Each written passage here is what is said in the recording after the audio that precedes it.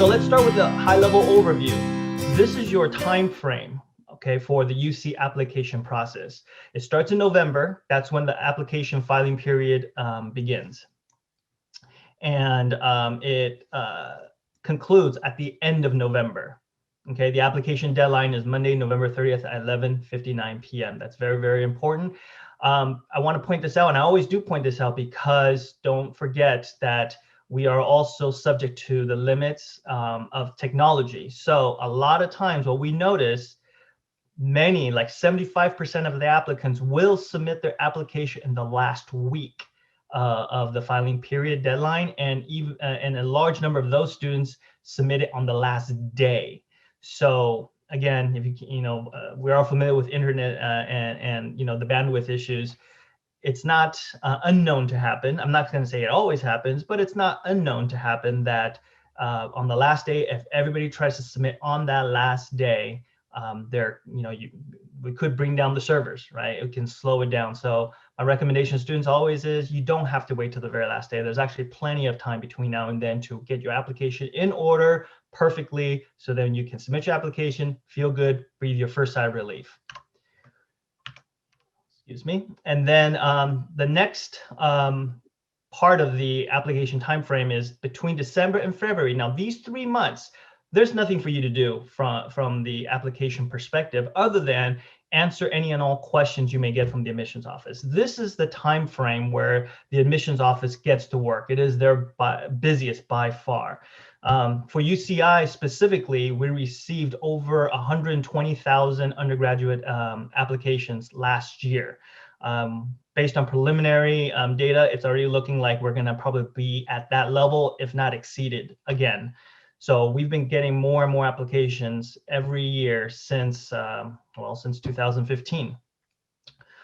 But during this period of time is when the applications are reviewed and evaluated.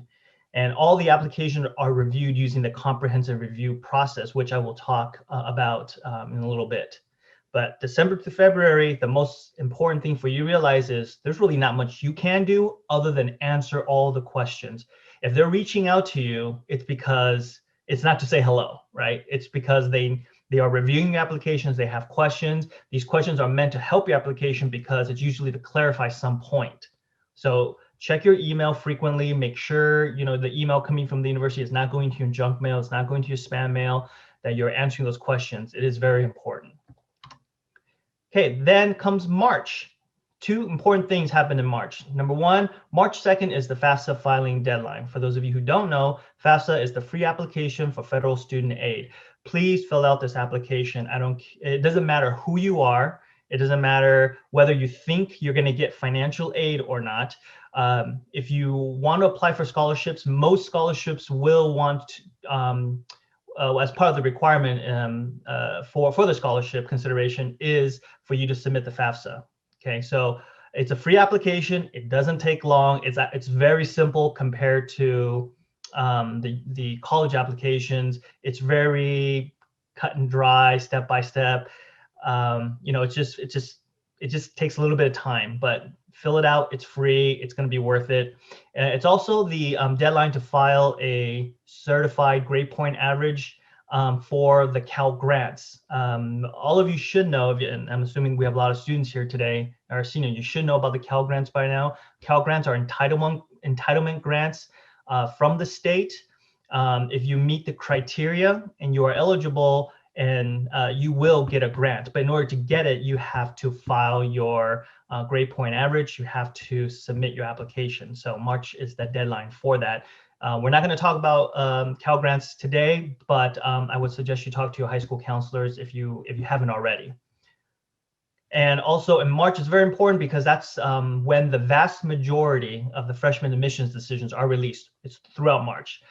For the private colleges, for the private schools, they do come out earlier. They do have an early admissions process, early decision process, not for the UCs.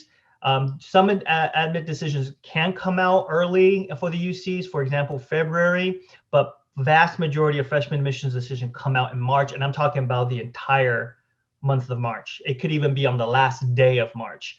So I know this is the most anxious time for students, and trust me, again, many years of experience on this. Come March, our office gets bombarded with email. When are you going to release decisions? When are you going to release decisions? And the answer is always the same, sometime this month. So just be aware of that. Okay, then the next major decision point is May, right? In March, the decisions are going to come out. You're going to have all of April to really weigh your options and think about, hey, where do I want to go to college? May 1 is the national SIR deadline. SIR is when you submit your statement of intent to register. That's basically when you tell the college that you're going to, hey, I'm coming to this school. For those of you who apply to UCI and select and will be admitted to UCI, I hope you will choose UCI. And then after May, the last deadline to kind of be aware of is July is the deadline for you to submit all your official documentations to the admissions office for verification. And that's a very practical, there's a very practical reason for that, right? Your application is all self-reported information. It's all things that, you're telling us you did. Well, we need those official documentations to validate and verify that, right? If you say you got all A's, well, we need to see your transcript to see you actually got all A's. So July is the deadline to submit all your official documentations. And if you're looking at the screen, I also put test scores. So that's interesting, right? Because this year we have some updates on test scores. It is still valid, it's not a mistake, but let's talk about that next.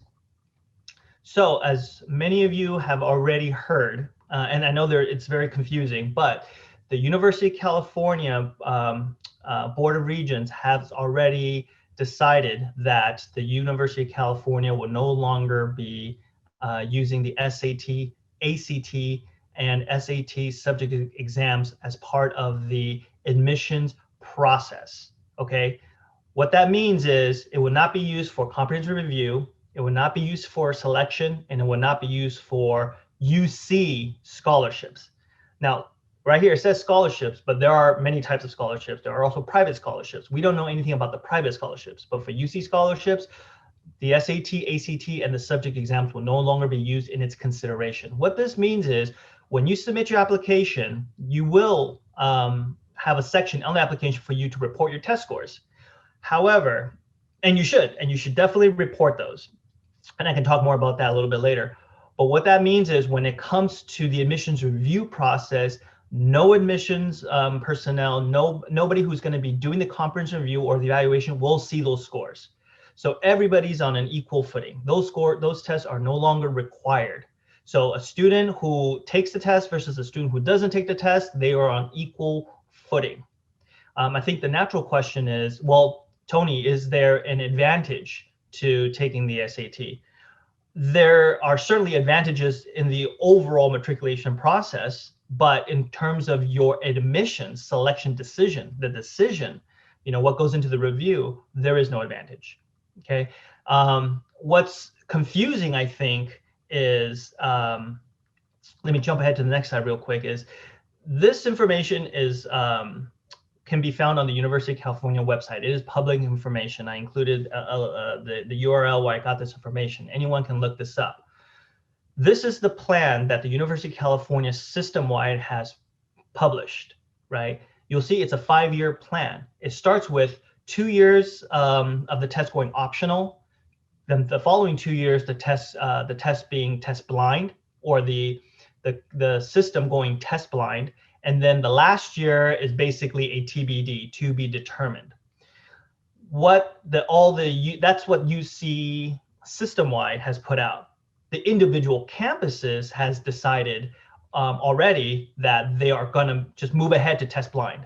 We're not even going to go into the test optional. This is not a well-known fact, just because unless you're in higher ed, it's not easily understood, or it's not well understood. But the individual campuses can select their own processes. Everyone's bound by the same policies, but everyone can determine how they want to implement it. So the implementation is where every campus is going to be different. So UC published this plan. The individual campuses individually all decided to go test blind. So as of right now, as of today, as far as I know, all I know for a fact that 8 of the 9 UC undergraduate campuses are test blind. 2 days ago, I thought it was 7. As of 2 days ago, I thought it was all the schools except for UCLA and UC San Diego that have that are going to go test optional this year, which they can, right? You see on the screen right now, 2021, 2022, the plan is to go test optional and then go test blind. But as of today, as of 2 days ago, I learned UCLA has since then shifted and changed their position, and they're also going test blind for this year. I'm in the process of finding out if San Diego is also changing their mind. I haven't heard back. I would suggest for all the students who are applying to UC San Diego, check with that school. You should always check with the school that you're applying to. I can only talk to you about my experience, and all the information, like I said, is not secret. There's no secret sauce. There's no secret memo. All the information that I get all from the same source that you would get. The advantage that I have over you is that I'm more familiar with this information, so I can understand it. It's more clear to me. So hopefully I didn't confuse anybody with that. But just to my last attempt to bring clarity, for as far as I know, 8 of the 9 UC undergraduate campuses are all test blind starting right now this year. So when you submit the application right now this year live, your test scores will not be factored into the admissions process. Okay, San Diego might have changed. I'm not sure. So for those of you applying to UC San Diego, please check with that school. And again, it's not a secret. If you ask them, they're going to answer you very directly. Okay. I'm going to go back to this slide to just talk about this one last point, right? So even though that the SAT and the ACT and the subject tests are not going to be used for admissions, decisioning or scholarships, they still can be used for class placement and credit towards your graduation from the UC. So these tests and the scores you receive, you can still get credit for. You can get units for in college. So is it important? I would say so. Absolutely. If you have the opportunity to take it, should you? Yeah, absolutely. These are all things that are good. That said, should you risk your health to do so? You know, that's a very personal question. If for me, I would say no personally, right? Because we are in the pandemic. I think safety is very important. I think, you know, we have to remain healthy. We have for ourselves and each other, right? So are the tests important? And some of you have already taken the SAT, have already taken the ACT before the pandemic. Some of you might have even taken some subject tests. That's fine. That's great. Report it. If and when the situation allows for SAT testing in the state of California again, should you take it? You know, again, very personal decision. You're going to have to decide that. But what I can tell you is it is not useless, right? It is still useful, and it can help you in your overall college education. But for admission specifically, again, 8 of the 9 UC campuses are all going test blind for this year. Sorry to spend so much time on that issue, but I know that's one of the most pressing issues this year. I already kind of talked about this already, you know, the difference between test optional and test blind, but just to really drive the point home, test optional basically means the tests are not required, but the campuses can still, you know, may and can use any part of it in the admissions process, right? So that's, you know, that's kind of the more traditional way of you know, thinking about the test. Test blind means it's 0, nothing. You can't. It will not be factored in. Not only will it not be factored in, it will not even be seen by the reviewers. So the reviewers truly will not know whether a student has taken it or has not. Okay, now we move on to the section where we really get into the meat of you know, what I think what all your anxieties are all about, and it's about how do the UCs choose? How do they select students? How is my application going to be evaluated? So every application, every single application. Remember when I told you that that UCI received 124 or 125,000 undergraduate applications? Every single one of those applications go through a comprehensive review. Now, what is that? Comprehensive review is the policy. It's a UC-wide policy. Every campus has to do their evaluation of the of applications by going through this process. And I'm going to talk about the process.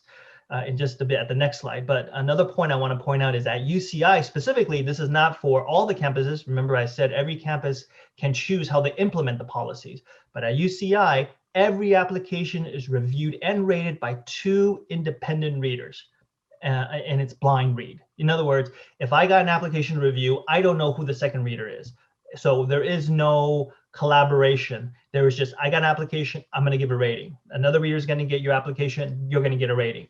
Now, if the 2 ratings differ greatly, then the application is reviewed by a 3rd and final reader. So if my assessment and another reader's assessment is the same, then that's the rating you receive through our process. But if if I have a rating and another person has a rating and it's different, it passes some threshold, then it gets reviewed by a 3rd person. So if you think about that, 120, let's just say 120,000 applications. Every application gets reviewed twice, right? That's multiplied by 2. That's a lot of reading, and that's what happens between December and February. All that has to be done. So while we're on break, Christmas break or winter break, admissions offices tend to, that's their hardest working period of time, because there's a lot of applications to go through. Okay, so what is the comprehensive review? The comprehensive review essentially states states that these are the factors, and there are 14 that can be used to rate and evaluate an application. Forgive me, I know it's on the screen, but it is important, so I will go through all 14 quickly, right? These are the 14 points. So what are the factors? Grade point average is a factor. Test scores are a factor. Courses completed beyond the minimum A through G requirements. So this is your course taking pattern. Honors and AP and IB courses that you've taken. Whether or not you are designated as eligible in the local context, ELC. I can talk a little bit more about that later. Essentially, well, I'll just mention it now. ELC means you've been identified as the top 9% of your class at your school. The next factor is the quality of your senior year program. A lot of students ask this question, does it matter, my senior year? And the answer is yes, right?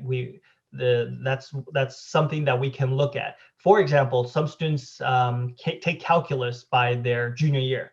And the question that I get sometimes is, well, Tony, I finished the highest level of math in my high school. Can I take a break senior year?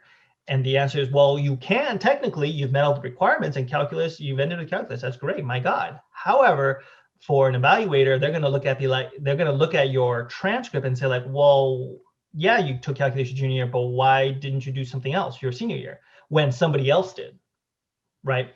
So a lot of it is context based. So the quality of senior year is your senior year is very important.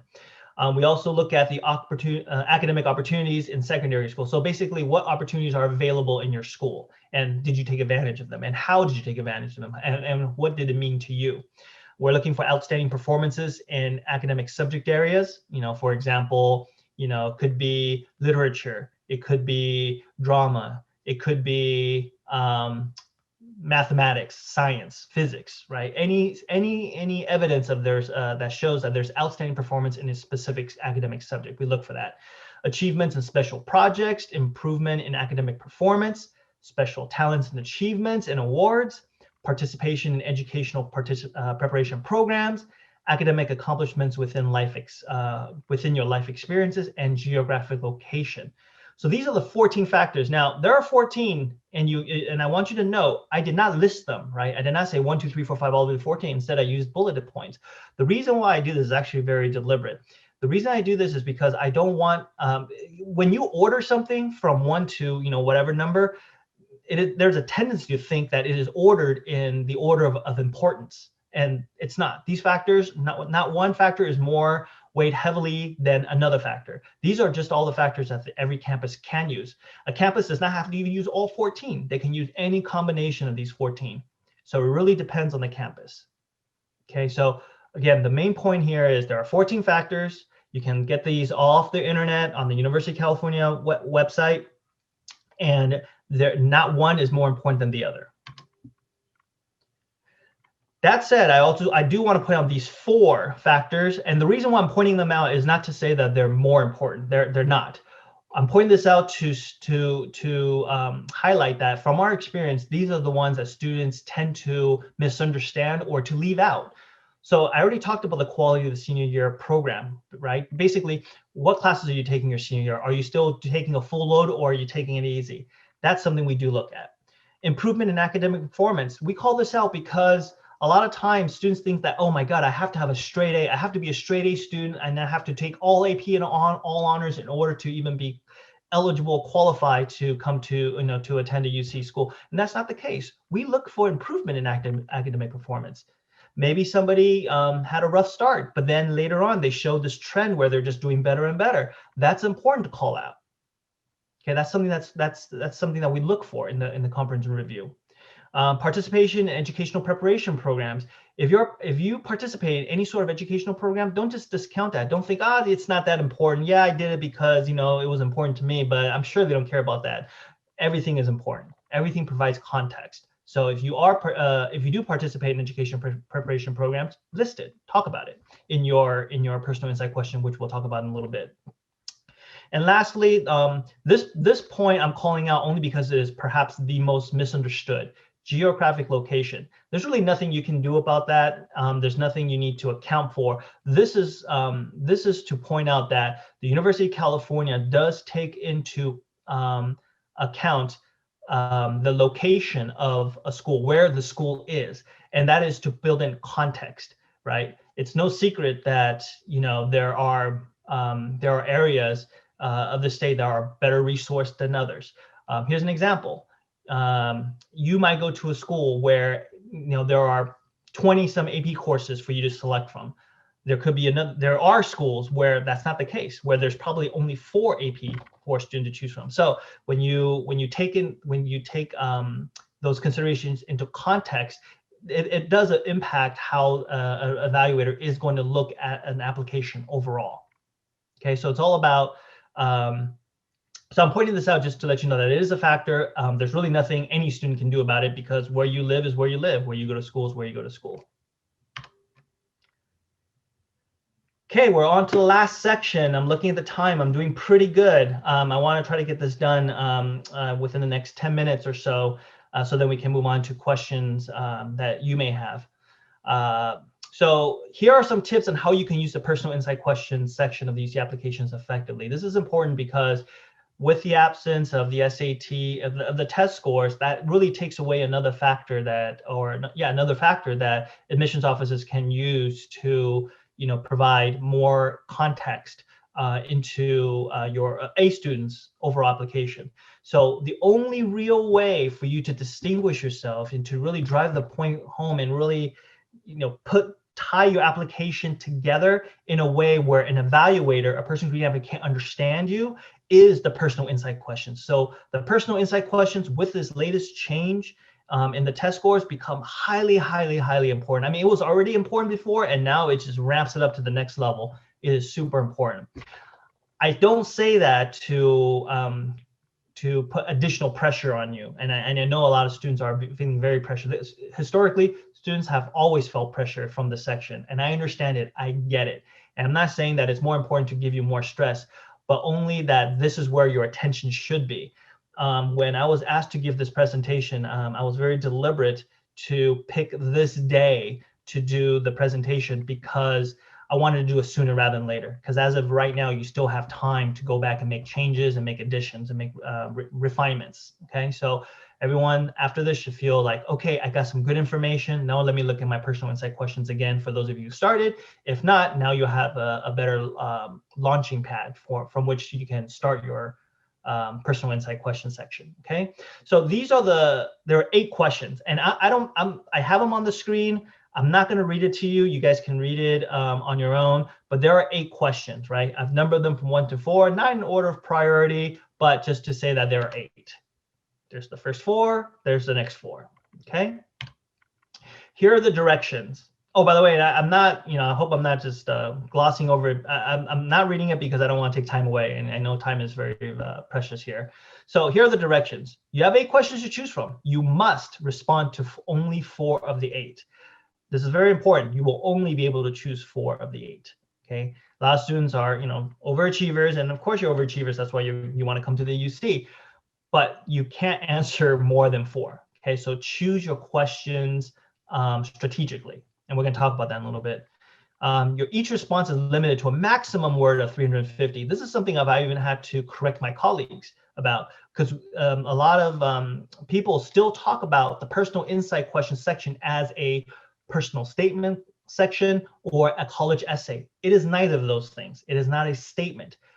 It's a response to a question, to which you only are limited to 350 words, right? So this is important because a lot of times, even teachers likes to think about this as, oh, this is your writing sample. We have to, the UC is going to look at how well you write. And that is not the case, actually. It's actually the complete opposite.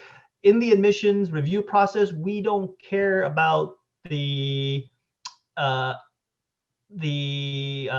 proficiency of your writing, okay?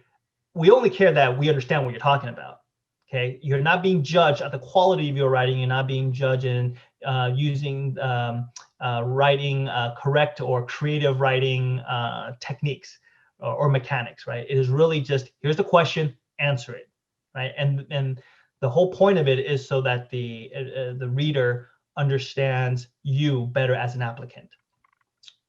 The last point on this and the directions, and by the way, this is again, no secret sauce here, right? This is directly lifted from the University of California website. Whichever question you choose is entirely up to you, but you should select the questions that are the most relevant to your experience and that best reflect your individual circumstance. And this is what I was talking about. There are no secret combinations, secret codes, right? This is not a trick question. There are 8 questions. Choose 4 that best reflect who you are as a person. Talk about things that you can talk about. If a question, you're thinking to yourself, like, I don't know how to answer this question. Yeah, that's probably not a question you should answer, right? You got to pick something that you're like, hey, I can talk about this, or I want to talk about this because it helps me strategically to be able to package my entire application. So those are the directions. Here are the tips. Here are the insights. Here are the things for you to keep in mind. All the questions are equal. Okay, there is no, this is the secret combination of questions you just select, right? Pick ones that are best for you. All the questions are weighted equally. It really truly does not matter to the evaluator which question you select.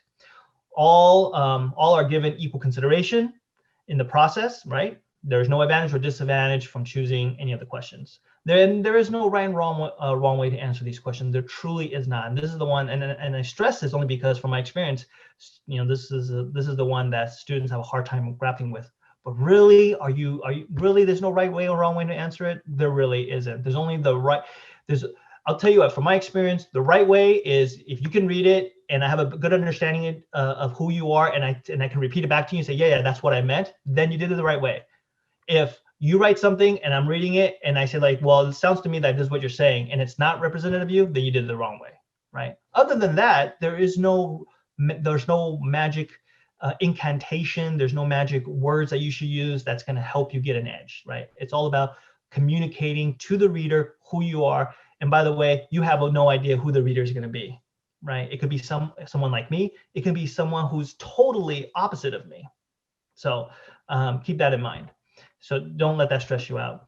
And remember that this section, these questions, it's all about getting to know who you are. We want to get to know your personality, your background, your interests and achievements, and in your unique voice, in just who you are. So this is the point of the personal insight question really is to provide an overall context. It's the glue that, I'm trying to think of a good analogy. I've been told that this analogy is not necessarily, it makes sense in my mind, but it's kind of hit and miss when I use it, but I'm going to try it with you all today. If you think about a pizza, right? You got your different ingredients. You got your pepperoni, you got your mushrooms, your onions, you got your sausage, whatever, right? If you think about a pizza, you have all these ingredients, right? The personal insight question is the cheese on that pizza. It's that component that holds everything together, right, into one. That's what does it. So the personal insight question is meant to take all these different pieces, these different data you're going to enter into the application, and it puts it into one nice package, into a context, so when the reader reads it, they understand who you are as a student. And here's some tips that will help you do that. Select questions that are the most relevant to your experience. Okay, it has to be about you. Don't look at your friend. Don't call your friend and say, hey, how did you write yours? Don't do that. Okay, because that works for them. That's not going to work for you. Right? It's a very personal thing, personal insight. Right? Use I statements. Okay, this is not the case. This is not the time for you to be shy. And I know this is very hard. And I would say, even from my own personal experience, this is very hard for students from Chinese backgrounds, right? Because, you know, culturally, we are taught to downplay our accomplishments, right? Not to focus on the I, right? So much. Don't be so self-centered.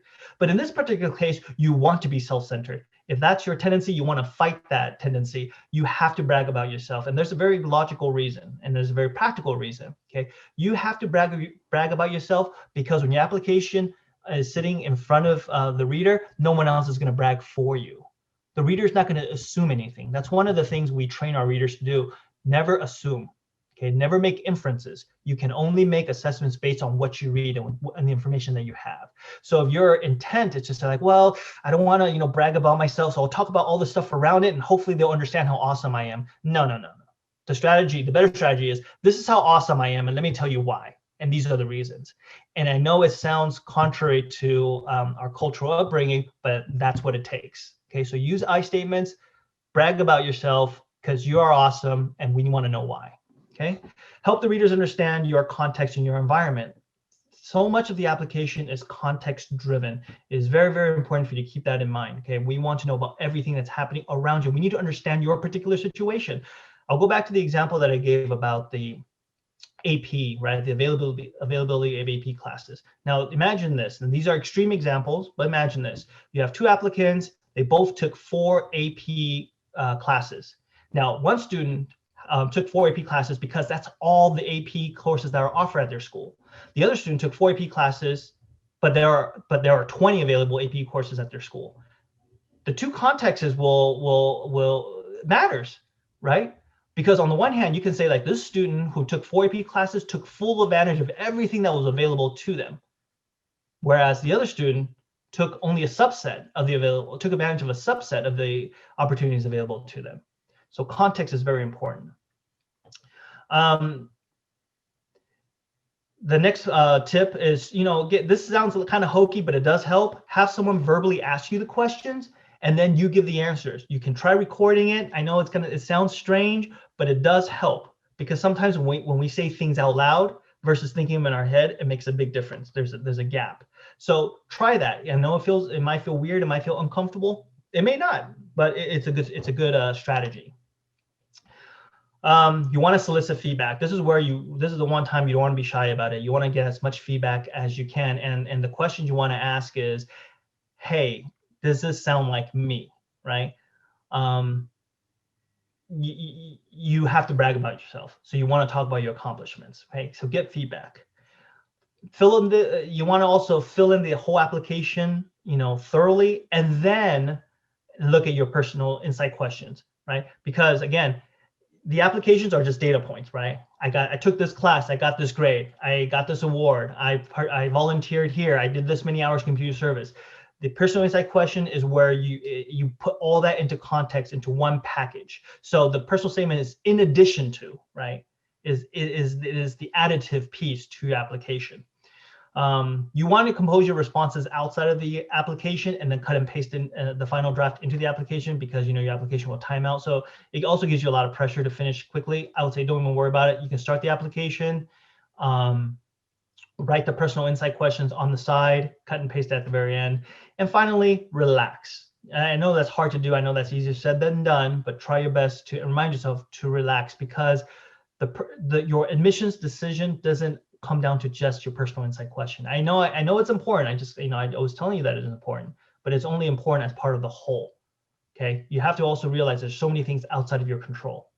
So do your best, take it seriously, give yourself enough time, but also when you're done, remember to relax, because again, as long as you can walk away from that experience writing your personal statement, submitting the application, that you've done your best, that's really awesome. That's really amazing. That's the key. Okay. Okay, one last bonus tip and we're done. And then we'll open it up to questions. I'll start by answering some of the preliminary questions I already received. But there is another section in the application after the personal insight question. Some of you probably already seen this. It's called the additional comments section. This is kind of like a bonus. This is a really cool place for you to actually add more words to do more explaining, right? And here you have a 550 word limit in this section to talk about whatever. Okay, so what are the things you can talk about that's going to be helpful? Well, you can share information regarding your school environment, the grading system, honors and advanced curriculum, just something about your school. If you want to talk about your school, to put into context your achievements or what you've done in school, this is the place to do it. 550 words. There's a lot of opportunities here. Share any information about an unusual circumstance. And I would say this year everyone has a lot of unusual circumstances. Why not talk about it, right? But if you also have an unusual circumstance that's contributed to your performance in school, both good or bad, talk about it. We want to know. Don't think the worst case that can happen is the readers will read it and think, you know, this doesn't help me. Okay, they're not going to not admit, you know, you're not going to get a high, you're not going to get a high rating because you put in too much information, right? So, you know, if you think it's going to be important for the reader to know, put it in. Provide additional clarification on important details in your applications, right? And then describe anything else that you have not had the opportunity to include anywhere else. So when you look at your application in its entirety and you think like, man, I just need to tell, this is something that's important about my situation. I want the reader to know. This is where you can put it down. And in this year, COVID related issues is something that you don't want to gloss over. It's not a small thing. If COVID has impacted you, talk about it. Don't think like, oh, it's not important because everybody has the same challenges. And that may be true, but this is your chance. This is your chance. This is your application. Okay, so take advantage of this section. Really, it's a gift. 550 words.